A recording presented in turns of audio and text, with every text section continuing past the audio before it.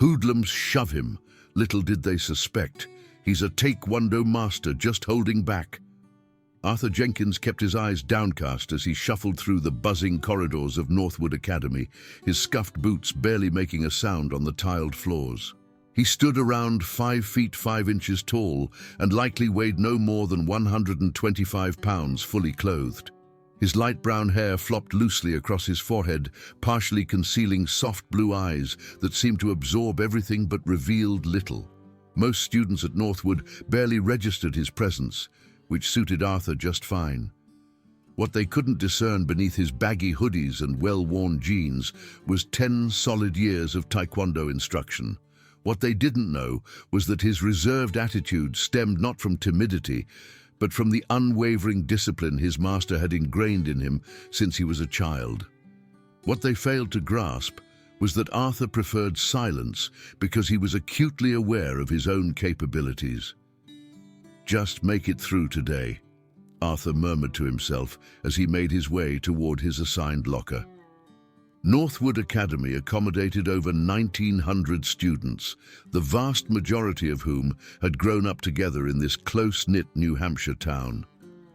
Being the newcomer already made him conspicuous, but being small and unassuming made him something different altogether, an easy target. The first person to take notice of Arthur was unfortunately Victor Sterling, a 6'3" senior who excelled at varsity basketball and reigned supreme over the school through threats and his mother's influence. Victor possessed thick blonde hair, a muscular build, and the smug grin of someone who had never faced serious consequences. His two closest companions were Roger Niles, a burly football player with menacing eyes, and Brian Ford, a towering baseball player who blindly followed Victor's every whim. It started subtly, a deliberate bump in the hallway. "Move it, runt," Victor would sneer as Arthur stumbled, giggles when he passed their table in the lunchroom, underhanded remarks about his stature, his hand-me-down attire, his perceived frailty. Arthur absorbed it all without reacting, his face a placid mask that only infuriated Victor even more. "What's up with this kid?" Victor grumbled to Roger after Arthur failed to react to being called shrimp for the 6th time that week. "It's like he doesn't even care what we say." "If you only knew," Arthur mused to himself. His master had emphasized that true strength lay in carefully selecting your battles. A true warrior doesn't engage in fights to prove their worth. They fight only when all other avenues have been exhausted. So Arthur endured. He tolerated having his book bag knocked off his shoulder. He tolerated discovering his locker defaced with hurtful graffiti. He tolerated Victor's clique obstructing his path to class, intentionally causing him to be late and incur the teacher's displeasure. The incidents intensified rapidly. In the cafeteria, Roger would accidentally knock over his tray, sending food splattering everywhere. In gym class, Brian would hurl dodgeballs directly at his head with excessive force. Victor orchestrated it all with cunning cruelty, always vigilant to maintain plausible deniability. "He doesn't even try to defend himself," Victor whined to his girlfriend Tiffany during lunch. "What kind of guy just takes it without a fight?" Tiffany frowned, listlessly pushing her pasta around her plate. "Maybe you should just leave him alone, Victor. He's not bothering anybody." Victor's expression darkened. "That's precisely the problem.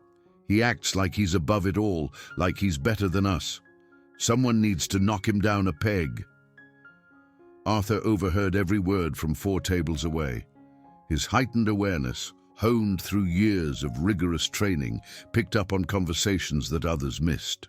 He felt his jaw tighten, then consciously forced himself to relax. Control, he reminded himself, always maintain control. But maintaining control became increasingly difficult as the weeks progressed. The bullying extended beyond school property when Victor's group began tailing him home, shouting insults from car windows. They fabricated fake online profiles to disseminate embarrassing photos.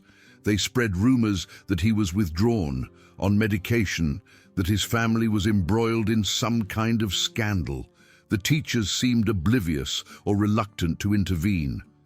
Mrs. Davison would avert her gaze when Victor made snide remarks during history class.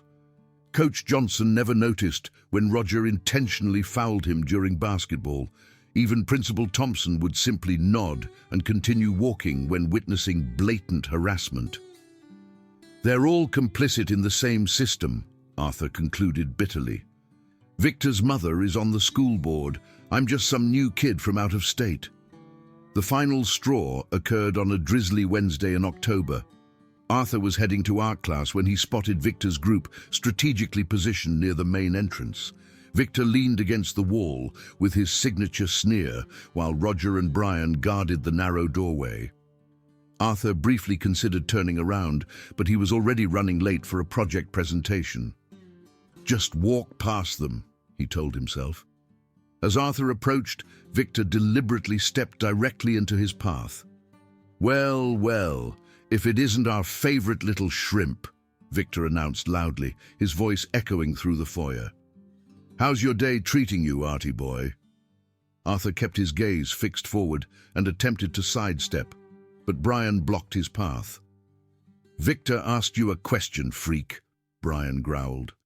"I'm fine," Arthur replied quietly, his voice steady despite the adrenaline beginning to surge through his veins. "Excuse me?" Victor's grin widened. "Did you all hear that?" The shrimp actually spoke. Several students paused to observe, forming a loose circle around the confrontation. Arthur felt the familiar warmth rising in his chest, his breathing becoming deeper and more regulated. A warning signal he recognized from countless hours in the dojang. "I need to get to class," he said. "Class?" Victor feigned consideration. "Well, maybe you should have thought about that before being such a stuck-up little weirdo." What transpired next seemed to unfold in slow motion. Victor nodded to Roger, who was stationed behind Arthur. Roger's foot shot out in a perfectly timed leg sweep, catching Arthur's ankle as he took a step forward. Arthur felt himself losing his balance, his backpack bursting open as he toppled toward the concrete floor. His taekwondo training activated automatically. His body twisted mid-air, hands extending to break his fall, core muscles engaging to protect his spine. He landed hard but gracefully, rolling to absorb the impact instead of resisting it. Around him, students erupted in laughter. Victor's voice boomed above the others. "Whoops! Looks like the shrimp isn't very coordinated after all." Arthur lay surrounded by scattered belongings and mocking jeers. His sketchbook was torn and smudged, his art supplies lay strewn across the floor. But what stung most wasn't the physical pain. It was seeing Tiffany cover her mouth, not in shock at the cruelty, but to stifle her own giggles. It was students pulling out their cell phones to record his humiliation. It was realizing that to them, he wasn't a person. He was merely entertainment. Something inside him snapped. Arthur rose with a fluid grace that caught several students off guard. His movements were suddenly different, more focused, deliberate. He brushed off his jeans meticulously, then began gathering his belongings with methodical composure. "That was pretty clumsy, shrimp," Victor persisted, playing to his audience. "Maybe you should watch where you're—" Arthur straightened and looked directly at Victor for the first time in months. What Victor saw in those soft blue eyes made him involuntarily recoil a step. "My name," Arthur said in a voice that resonated clearly through the sudden silence, "is Arthur Jenkins." The laughter ceased immediately. Something in his tone, his posture, compelled everyone to pay attention. Victor recovered quickly, his face flushing with embarrassment. "I don't care what your name is, freak. You're still a—" "Tomorrow," Arthur interjected, his voice calm but laced with an edge that made several students shift uncomfortably. "After school, the old baseball field behind the stadium." Victor blinked, certain he'd misheard. "What? You want to settle this?" Arthur asked, shouldering his damaged backpack with movements that seemed somehow dangerous. "Then let's settle it. Just you and me." Roger chuckled nervously. "Is the little shrimp trying to sound tough?" Arthur's gaze shifted to Roger, and the football player felt an unexpected shiver run down his spine. If you want to make it 3-on-1, that's your choice. But know that I won't hold back anymore.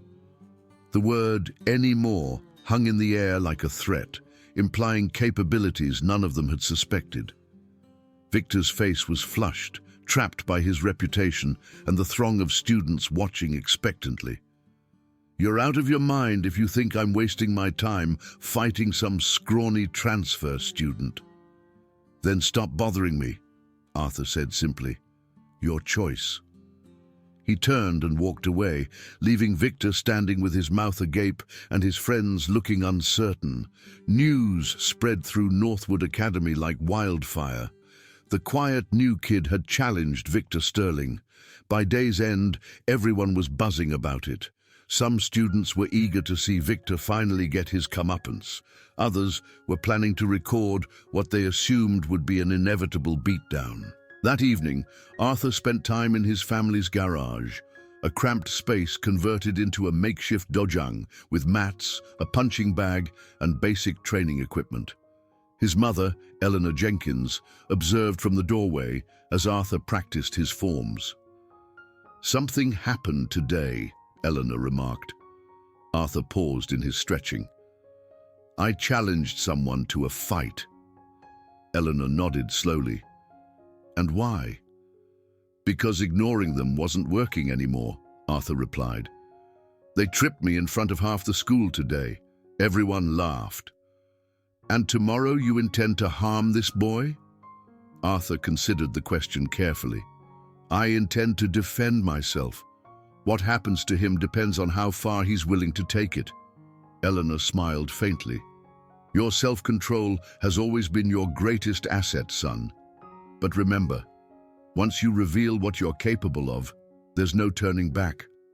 Good, Arthur said, surprising himself with the intensity. I'm tired of being invisible. The next day, the atmosphere was charged with anticipation. Students who had never acknowledged Arthur were peppering him with questions. Was he really going to fight Victor? Did he realize Victor outweighed him by 70 pounds? Had he ever been in a real fight before? Arthur answered none of them, maintaining his reserved demeanor. But something was different now, something that made students step aside as he walked down the hallways. He moved with the same deliberate grace, but now it seemed less like timidity and more like suppressed power. Victor struggled with the situation. He couldn't back down without losing face, but something about Arthur's demeanor had unnerved him. He found himself observing the smaller boy during their shared classes, searching for signs of hidden strength. He's probably never been in a real fight, Roger reassured him during lunch. You're going to crush him. I know that, Victor snapped, but his voice lacked its usual conviction. The final bell rang at 2:45, and by 3 o'clock, nearly 70 students had assembled at the old baseball field behind the stadium. The area was secluded from the main buildings by a grove of trees, making it ideal for unsanctioned confrontations. Arthur arrived precisely on time, still clad in jeans and a hoodie, still appearing like the same quiet kid who had endured abuse for months. He walked to the center of the field and waited, hands relaxed at his sides, breathing steady and controlled. Victor arrived 5 minutes later with Roger and Brian flanking him like bodyguards. He'd changed into athletic shorts and a t-shirt, clearly anticipating a physical brawl. The size disparity was immediately apparent. Victor had at least 8 inches and 50 pounds on Arthur. Last chance to apologize, freak, Victor called out as he approached. Admit you're sorry for wasting everyone's time, and maybe I'll take it easy on you. Arthur glanced around at the crowd, many with cell phones poised to record. He thought about months of torment, degradation, the way they'd all stood idly by and watched. Then he looked back at Victor. No, he said simply. Victor's face contorted in anger. Fine, have it your way. He charged forward with straightforward aggression that had intimidated smaller kids for years. His plan was simple. Grab Arthur, slam him to the ground, let his superior size dictate the outcome. Arthur saw him coming with the clarity born from years of training. As Victor reached for him, Arthur sidestepped slightly and lowered his center of gravity. Victor's momentum propelled him forward into empty space, and Arthur's hand shot out to intercept his arm. What followed was a display of martial arts, executed with the precision of years of practice. Arthur redirected Victor's momentum while simultaneously sweeping his leg. Victor's feet flew out from under him, and he found himself airborne before landing heavily on the hard-packed dirt. The impact knocked the wind out of him and sent tremors through his spine. The crowd gasped in unison. Victor had gone from attacking to flat on his back in less than 2 seconds. "What the heck?" Victor gasped, struggling to catch his breath. Arthur stood over him, perfectly balanced, not even breathing heavily. "Get up!" Victor scrambled to his feet, his face red with embarrassment and mounting rage. "You got lucky, you little—" He threw a wild punch at Arthur's head, putting all his weight behind it. Arthur ducked under the blow effortlessly, stepped inside Victor's reach, and clasped his arms around his waist. Before the larger boy could react, Arthur had lifted him off his feet and driven him back down with a perfectly executed takedown. This time, Arthur followed Victor to the ground. The watching students saw Victor disappear beneath Arthur's compact frame, and suddenly they were witnessing something no one had anticipated. This wasn't a bigger kid pummeling a smaller one. This was a systematic dismantling of everything Victor thought he knew about fighting. Arthur secured a dominant position, his weight distributed evenly across Victor's torso, making it impossible for the larger boy to escape. Victor tried to shove him off, but Arthur adjusted with his efforts, flowing from position to position. "Let me up," Victor grunted, his voice strained with panic as he realized he couldn't move. "Are you going to leave me alone?" Arthur asked calmly, maintaining his grip. "Never." Arthur smoothly transitioned to another position, settling his weight across Victor's body. The bigger boy bucked and thrashed, but Arthur rode out every movement with ease. Roger, witnessing his friend being dominated, decided to intervene. "Get off him!" he yelled, rushing toward the fight. Arthur saw him approaching in his peripheral vision. Without releasing Victor, he shifted his weight and intercepted Roger's leg as the football player attempted to kick him. A swift maneuver sent Roger crashing to the ground beside them, where Arthur immediately immobilized him, using a joint lock while maintaining control of Victor with his arms. Now, both bullies were incapacitated, Roger writhing in pain while Victor remained pinned and helpless. "Oh my gosh," someone whispered. "He's controlling both of them at once." Brian took a step forward but stopped when Arthur's cold gaze locked onto him. Something in those eyes conveyed there was room for one more if Brian wanted to test his fate. Brian wisely remained where he was. Victor had ceased struggling and was staring up at Arthur with shock and growing fear. "How are you doing this?" he stammered.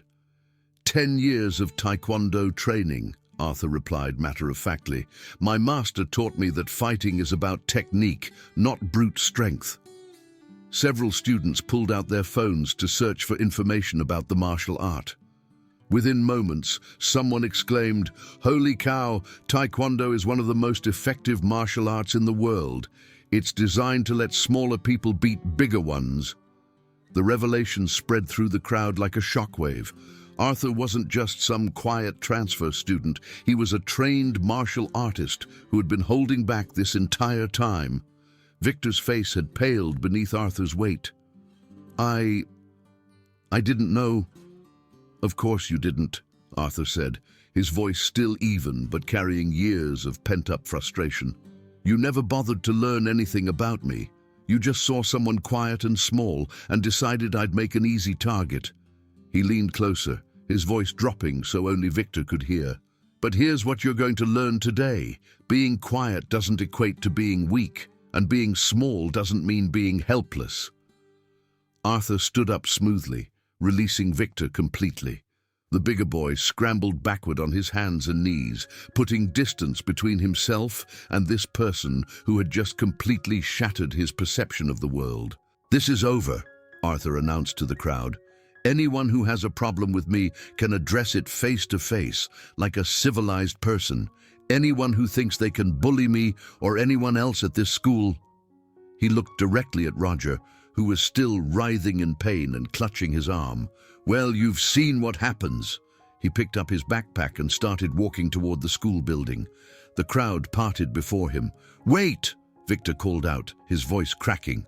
Arthur turned back, one eyebrow raised. Victor struggled to his feet, his clothes soiled and his ego in tatters. Around him, students were still recording, still snapping pictures, still dissecting what they'd just witnessed. By tomorrow, everyone at Northwood Academy would know exactly what had transpired. Victor started, then trailed off. He looked around at the crowd, at his friends avoiding his gaze, at Tiffany staring at him with something that resembled pity. "I'm sorry," he said finally, the words tumbling out in a rush. "For everything, the tripping, the insults, all of it. I was just—" "You were just being a bully," Arthur said simply. "But you have the power to choose to be something else." He turned and walked away, leaving Victor standing in the field surrounded by the shattered remains of his former reputation. The changes at Northwood Academy were immediate and profound. By the following morning, video clips of the fight had circulated throughout the school's social media channels. Students who had never given Arthur a second glance were now approaching him with respect, curiosity, and requests for self-defense advice.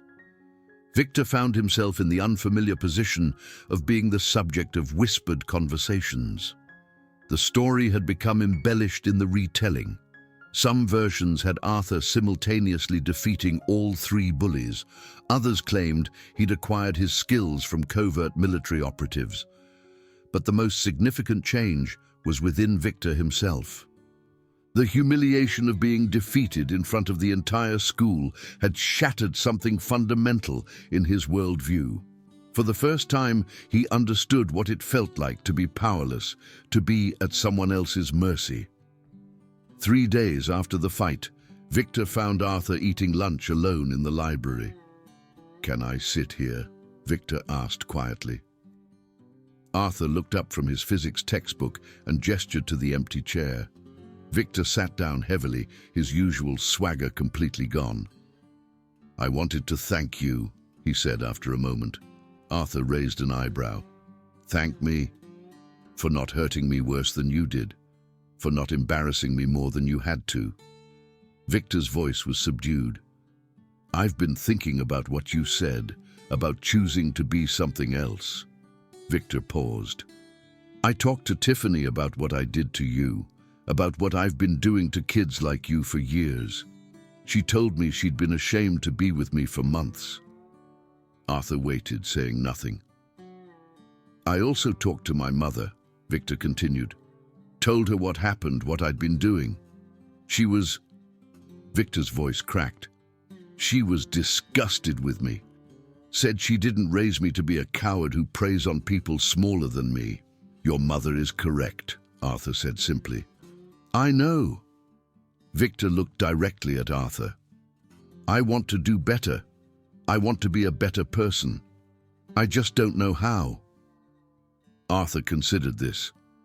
"Start by apologizing to everyone you've wronged, not just me, all of them. Then spend time reflecting on why you felt the need to hurt people in the first place."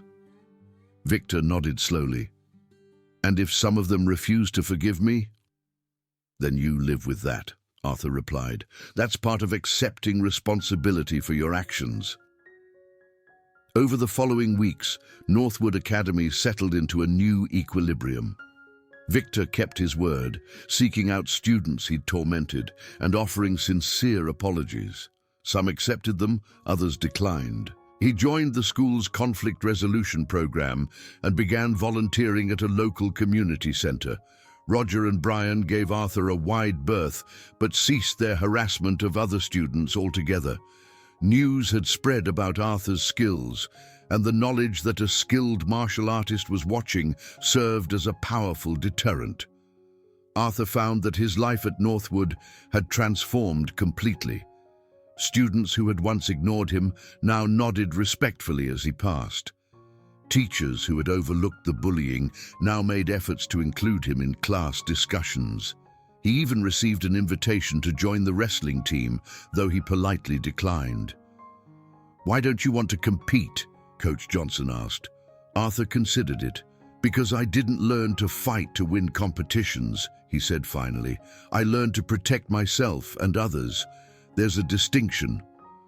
The coach nodded, seeming to grasp something significant in that differentiation.